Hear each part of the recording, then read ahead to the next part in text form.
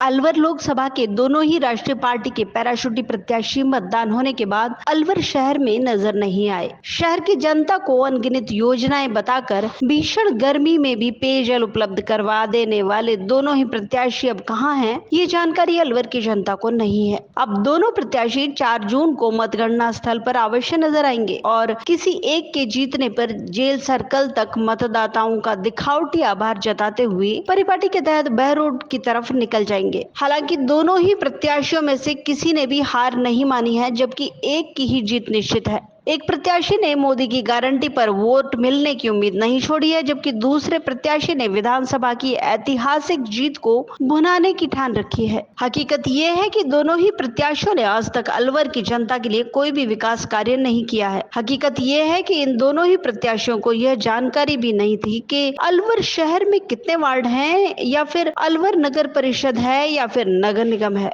ऐसे में इन प्रत्याशियों से अलवर शहर की जनता को कोई विशेष उम्मीद कतई नहीं करनी चाहिए। दूसरी तरफ मतदाताओं पर शायद इसका कोई असर हुआ ही नहीं हो। जिस देश के नागरिकों को शौचालय तक बना कर दिए जाते हों और उन्हें शौचालय इस्तेमाल करने की नसीहत दी जाती हो, ऐसे में शायद यही वजह रही होगी कि मतदान के प्रति लोगों की जागरूकता बेहद कम रही। जबकि ग्रामीण क्षेत्र में काका जीजी आदि बूथ पर गए और जमकर मतदान किया, वहीं शहरी क्षेत्र के युवाओं ने मतदान को तनिक भी गंभीरता से नहीं लिया। अलग ड्रेस कोड में सिगरेट के कश लेते हुए हिंदी बोलते बोलते बीच में बट इम्पॉसिबल एक्चुअली सहित ऐसे कई रोजमर्रा में बोले जाने वाले अंग्रेजी शब्द बोलने वाले और लिबास से आधुनिक दिखने वाले युवा मतदान केंद्र पर इस बार कम ही नजर आए। इन युवाओं ने स्वीप कार्यक्रम को समझने का प्रयास किया ही नहीं। यही देश के विकास का असल रोड़ा है। जबकि एक धर्म विशेष और जाति विशेष के अमूमन नागरिकों ने एक पार्टी को स्थायी रूप से आंखें बंद कर वोट देने की मानसिकता को भी कायम रखा है। निश्चित रूप से ये देश के लिए गंभीर विषय है। देश के कुछ नागरिकों की नासमझी के चलते देश का भविष्य गर्त में जा सकता है।